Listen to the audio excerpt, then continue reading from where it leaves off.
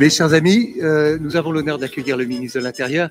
Cher Gérald Darmanin, il y a un vers de Georges Brassens qui dit « Si tu veux pas avoir affaire aux flics, tu n'as qu'à traverser dans les clous ». Ici, vous n'avez, monsieur le ministre, devant vous, vous n'avez, monsieur le ministre, presque que des amis. Il doit bien en avoir un ou deux qui soient un peu scrogneux, mais en tout cas, vous avez tout l'écosystème de la sécurité qui est rassemblé. Ceux que vous connaissez par cœur, qui dépendent et sont placés sous votre autorité au ministère de l'Intérieur, police et gendarmerie, et puis beaucoup de représentants de la sécurité des entreprises et de la sécurité privée. Quelqu'un disait ce matin, vous avez trois forces placées à vos côtés, la police et la gendarmerie, la police municipale et les forces de sécurité placées, commandées, auxquelles réfléchissent les acteurs économiques de notre pays. C'est ceux-là que vous avez devant vous. Ils aiment bien la police, ils traversent dans les clous et ils attendent de vous encore plus de confiance. Vous avez bâti encore ces derniers mois, renforcé la chaîne de sécurité globale. Les maillons sont les uns à côté des autres. Il faut probablement renforcer encore le maillon des entreprises qui s'occupent de sécurité et le maillon de la sécurité privée. C'est là-dessus qu'on vous attend. Nous serons des partenaires exigeants, mais des partenaires loyaux. Et pour cela, vous avez initié une dynamique. Nous nous sommes vus il n'y a pas très longtemps, 1h30 de rencontre, pendant laquelle vous n'avez parlé que 7 minutes. C'est dire votre capacité d'écoute. Maintenant que vous nous avez bien écoutés, que vous nous avez bien entendus, on attend sous la houlette de Chloé et de Pierre de Cossette, on s'attend à ce que vous nous indiquiez comment établir cette relation de confiance, ce cercle de confiance, pour que, à la fois dans les décrets et ordonnances qui suivent la loi sur la sécurité globale, mais au-delà, vous avez annoncé une LOPSI, comment mieux nous intégrer à vos réflexions et à vos actions. C'est à vous, vous verrez, ils sont très gentils, ils sont en mode sympa. Ce sont des journalistes qui ont décidé d'être en mode sympa avec le ministre de l'Intérieur, ça va vous reposer 2 minutes. Merci en tout cas infiniment d'être avec nous au CDSE aujourd'hui.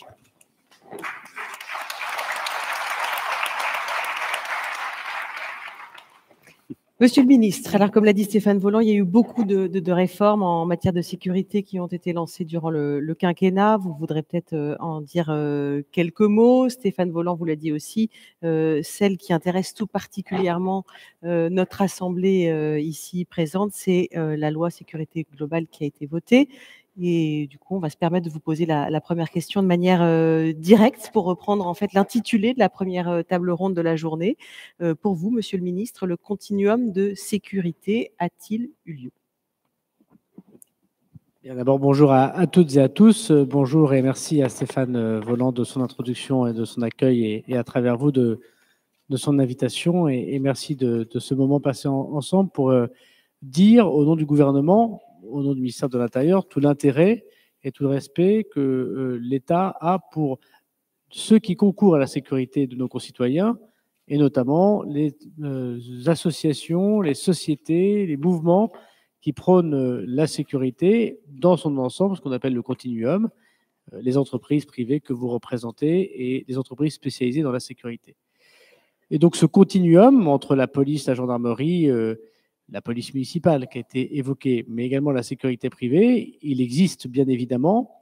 N'oublions pas au ministère de l'Intérieur que si l'État devait reprendre directement tout ce qui concourt à la sécurité et qui est fait aujourd'hui par des entreprises de sécurité privée ou des entreprises qui jouent ce travail de sécurité, ce serait des dizaines de milliers d'emplois, si ce n'est plus, qu'il faudrait créer, et sans doute avec une efficacité moindre, puisque nous ne connaissons pas vos enjeux, vos problématiques, et évidemment vos difficultés. Parfois dans des endroits de la République très difficiles ou dans des conditions très difficiles. Évidemment, on pense à la crise terroriste, bien sûr.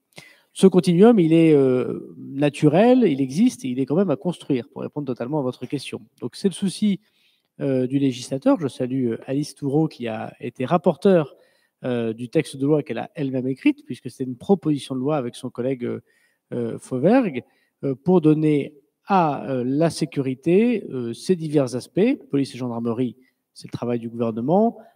Police municipale, on a eu moins de succès avec le Conseil constitutionnel qui a évoqué des principes dont nous prenons acte. En revanche, les avancées très importantes sur la sécurité privée, à parfaire, très certainement, à discuter encore plus avec les donneurs d'ordre, je sais où je parle, sont encore évidemment à accompagner. Mais je veux dire ici que la réforme du CNAPS, que la culture de sécurité qu'on doit avoir tous ensemble, notamment dans le travail que peuvent faire les préfets. Je salue monsieur le préfet de département avec les autorités préfectorales, avec la police et la gendarmerie, dans ce continuum. Mais également le fonctionnement d'une sécurité privée qui doit moins travailler avec des sous-traitants, qui doit plus mettre de technologie, qui doit accepter évidemment de professionnaliser aussi ses personnels. C'est de nature, me semble-t-il, à créer ce continuum. Alors, vous nous avez invités tout à l'heure à réfléchir, Monsieur Volland, à la suite, ce qui n'aura pas été fait dans la loi sécurité globale, contrainte par le fait que c'était une proposition de loi, nous allons le mettre, en tout cas c'est l'ouverture que je viens faire ici, dans la loi d'orientation du ministère de l'Intérieur que je déposerai en février-mars au Conseil des ministres. On aura l'occasion évidemment d'y revenir un petit peu plus tard. Le continuum, il était sur la feuille de route du ministère en 2017. Pour vous, ce qui reste à faire, c'est encore une évolution, c'est encore une révolution, il y a de nouveaux acteurs à intégrer? Oui, d'abord, il y a une culture de la sécurité dans toutes les entreprises de France, dans les plus grosses, mais pas simplement, qui n'est pas tout le temps aussi présente. D'abord parce que la sécurité, c'est souvent vu comme une variable d'ajustement, où elle est souvent très déléguée, où elle est vue comme quelque chose de subi, alors qu'on voit bien que c'est essentiel. J'allais dire la sécurité et la cybersécurité. On voit bien que les questions de sécurité et les questions de cybersécurité, quand ça va mal, c'est l'équivalent d'un incendie dans une entreprise. Et de même qu'il y a des normes incendie, il est évident qu'il devrait y avoir des normes de cybersécurité ou des normes de sécurité, même si évidemment sur la sécurité, les choses ont plus avancé que la cyber. Le deuxièmement, c'est qu'au ministère de l'Intérieur lui-même, on doit mieux comprendre la sécurité privée et les enjeux des entreprises. Le préfet de Mazières est là. On a travaillé d'ailleurs sur sa proposition dans le cadre de la réorganisation du ministère qui va accompagner cette grande loi d'orientation. Et cette loi d'orientation, c'est une tous les 20 ans. Donc il faut vraiment qu'on regarde les choses de très près pour sans doute faire une direction du continuum, les transports publics, les transports privés, les entreprises, la sécurité privée. On voit bien que ces partenariats existent, mais qu'ils ne sont pas très formalisés et qui sont souvent le 5e ou le 6e enjeu du ministre de l'Intérieur. Et je crois, et merci à Stéphane de l'avoir rappelé, que de remettre les sociétés privées, de remettre les entreprises au cœur du continuum, c'est aussi pour le ministre de l'Intérieur de dire que c'est effectivement une troisième force de sécurité dans le pays. Puis troisièmement, ça c'est un point très important, on apprend beaucoup de choses de la part des entreprises et de la part des sociétés de sécurité privée, soit des donneurs d'ordre, soit des gens qui fournissent ses employés. Le patron de la DGSI est là, mais des informations sur les personnes, des comportements, les premières personnes qui sont là pour voir ce qui s'est passé. Évidemment, je prends l'exemple d'hier, je ne sais pas, vous l'avez peut-être vu sur les réseaux sociaux, il y a eu une alerte d'une attaque à Vélizy dans un centre commercial. Les deux sources d'information a priori du ministère de l'Intérieur ont été les réseaux sociaux et ont été les agents de sécurité privée du centre commercial qui ont informé la police nationale avant que la police n'intervienne, constate effectivement que c'était une fausse alerte, mais aussi a pu mettre, et c'est un point très important, la dimension du nombre de policiers, quel type de policiers on envoyait. Si ça avait été une attaque terroriste ou une attaque criminelle, nous aurions, grâce aux agents de sécurité, grâce aux entreprises, eu déjà des informations. Et c'est à nous, et c'est sans doute au préfet, peut-être encore plus au ministre, de mettre la pression sur les préfets pour qu'ils discutent sécurité, pas simplement qu'avec la police, la gendarmerie et le procureur de la République, avec tous ceux qui concourent à la sécurité et qui peuvent donner des informations. Je rebondis sur ce que vous avez dit, puisque vous avez commencé, Monsieur le ministre, la LOPSI et le fait qu'il fallait intégrer davantage les entreprises comme acteurs. Est-ce que ça pourrait dire qu'il pourrait y avoir carrément un titre entreprise au sein de la LOPSI? On est en train de l'écrire. La LOPSI qu'on va transformer. Alors la LOPSI, c'est la loi d'orientation et de programmation de la sécurité intérieure. Le président de la République souhaite que ce soit plus large que ça, puisqu'il faut englober le ministère de l'Intérieur avec d'autres thématiques que celle de la sécurité. Et puis, il faut que maintenant, comme Clémenceau créa la police judiciaire, qu'on réfléchisse à la police de demain, qui est déjà la police d'aujourd'hui, des sécurités, et notamment, je le répète, de la sécurité Internet, de la sécurité du cyber. 40% des escroqueries, c'est sur Internet, y compris chez les particuliers. Et puis, on voit bien que les attaques à main armée se limitent désormais. En revanche, les rançongiciels sont très importants dans les entreprises. Donc, cette loi d'orientation est très importante pour la police de demain et pour l'état de la délinquance en 2030. Il est évident que le mouvement de la société, c'est de permettre à des entreprises de prendre une part de plus en plus importante dans la sécurité de nos concitoyens. Il faut qu'on le prenne en compte, bien sûr. Et je prends deux exemples, la Coupe du monde de rugby ou les Jeux olympiques, on ne les réussira pas, quels que soient les moyens très importants qu'on y mettra, sans un ressaut technologique, évidemment, et deux, une sécurité privée qui est à la hauteur des milliers de postes qu'on attend d'elle, d'enjeux, de gens qui parlent anglais et français, qui présentent bien, qui ont été capables de distinguer et qui savent répondre à des interrogations qui relèvent de l'ordre public ou qui relèvent du terrorisme. On se rappelle tous évidemment du rôle très important de la sécurité privée et malheureusement du prix qu'elle a payé dans les attentats au Stade de France il y a 5 ans. Et donc dans la loi, nous réfléchissons et nous la construisons. Il y aura, en tout cas c'est la proposition que j'ai faite aux acteurs de la sécurité privée et que je vous fais ici aujourd'hui, peut-être pas le grand soir de la sécurité privée parce qu'il nous faut délivrer l'ordonnance dans les temps, il nous faut la réforme du CNAPS, il nous faut former et davantage être dans la discussion avec ces agences et ces sociétés, mais nous allons pouvoir améliorer tout ce qui n'a pas pu être forcément fait dans la loi sécurité globale. Donc plutôt oui à un titre qui concerne les entreprises et la sécurité. Vous avez prononcé 2 mots, ordonnance et CNAPS. Est-ce que vous pouvez nous en dire plus sur un peu le calendrier de ces textes d'application de la loi et de la réforme du CNAPS?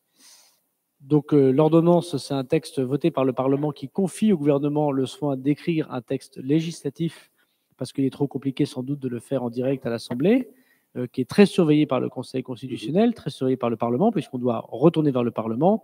On a pris l'engagement devant le Parlement de l'écrire pour le premier trimestre de l'année prochaine, c'est-à-dire avant le mois de mars, et nous l'espérons même le plus tôt possible, afin que les engagements, et je crois qu'ils sont compris dans la loi, posés par les parlementaires et le législateur, soient vus et professionnalisent encore plus qu'on ne peut le faire aujourd'hui, évidemment, la sécurité privée. Et puis, on a de toute façon un enjeu très important, c'est celui de préparer la France aux Jeux Olympiques. Je pense que c'est vraiment quelque chose qui va révolutionner à la fois la technologie appliquée au ministère de l'Intérieur, mais également la sécurité privée.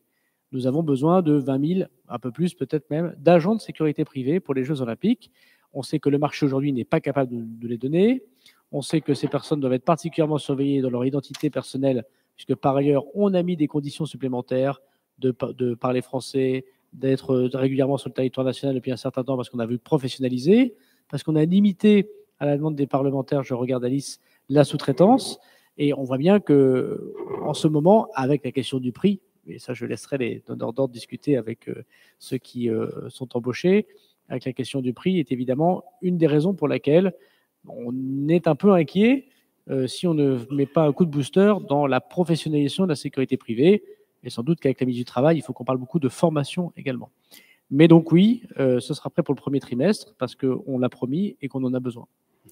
Puisque vous avez parlé de formation, justement, c'était l'une des questions qu'on voulait vous poser. C'est aussi l'un des chantiers que vous avez actuellement sur la table et qui est très important. Oui, et si j'ose dire, le ministère de l'Intérieur doit pousser, mais il n'est pas le responsable malheureusement de cela. D'abord, c'est aux professionnels de s'organiser. La vie syndicale et patronale fait que la formation, comme toute forme d'accompagnement du marché du travail, c'est les centres de formation, c'est des formations professionnelles. Bien sûr, l'éducation nationale peut aider, peut-être en mettant un peu plus de moyens et de positifs dans tous les spécialisations ante-bac et post-bac sur des domaines de sécurité. On ne les met pas assez en avant. Et puis, la ministre du Travail, qui a encore un peu de chômage à gérer et qui, bien sûr, doit permettre, avec ce que peut faire le ministère de l'Intérieur avec les professionnels, de mettre des gens dans des lieux de formation. Mais le problème de la formation, c'est que plus vous formez les gens, plus il faut qu'ils aient un espoir de vivre de leur travail. On sait tous que, en moyenne, les agents de sécurité privée ne sont pas extrêmement bien payés et c'est une des questions parce que la concurrence est forte et donc du coup il y a un certain nombre de difficultés. Au SMIC, généralement. Ils sont au SMIC et plus on monte en compétences, imaginons que vous cherchez des gens qui parlent français et anglais, c'est quand même un sujet important dans la plupart des centres commerciaux, dans la plupart des entreprises que vous connaissez et notamment pour les grands événements, des gens qui parlent français et anglais, qui doivent être régulièrement sur le territoire national depuis longtemps, qui par ailleurs connaissent désormais plus de formations. On va agrandir les volontés de compétences pour ces personnes, y compris de compétences physiques, juridiques, intellectuelles. On ne peut pas continuer à payer, me semble-t-il, les gens aussi peu. Mais je comprends bien qu'il y a des conséquences aussi pour les donneurs d'ordre. Voilà. Donc il faut qu'on discute, voir comment l'État peut accompagner cela, comment on peut améliorer ces formations, comment on peut trouver un débouché aussi pour les agents de sécurité, comment on peut aussi mixer avec peut-être, je sais que c'était une question qui avait été posée, les sécurités incendie, c'est une question très intéressante qui peut se poser. Je ne l'ouvre pas totalement, mais ça peut faire partie des discussions qu'on peut avoir dans le semestre prochain. c'est évidemment un très gros travail de professionnalisation de la filière qu'on doit faire et qui n'a pas été fait. Justement, sur la sécurité incendie, Monsieur le Ministre, il y a un rapport d'opportunité que vous attendez. Il est prévu pour quand? Est-ce que vous avez déjà un peu des indications sur ce qu'il pourrait dire? J'ai l'impression que vous n'avez pas fermé totalement la porte. Non, parce que je veux être applaudi à la fin de mon discours. Mais j'ai pas de retour particulier. Normalement, là encore, concomitamment à l'ordonnance, concomitamment à la discussion pour la loi d'orientation au premier trimestre, on devrait avoir des éléments et les partager avec ceux qui, comme vous, s'intéressent à la sécurité privée, et puis la Fédération des métiers de l'incendie aussi, qui est un de mes interlocuteurs, et à qui je dois également discuter de ce sujet.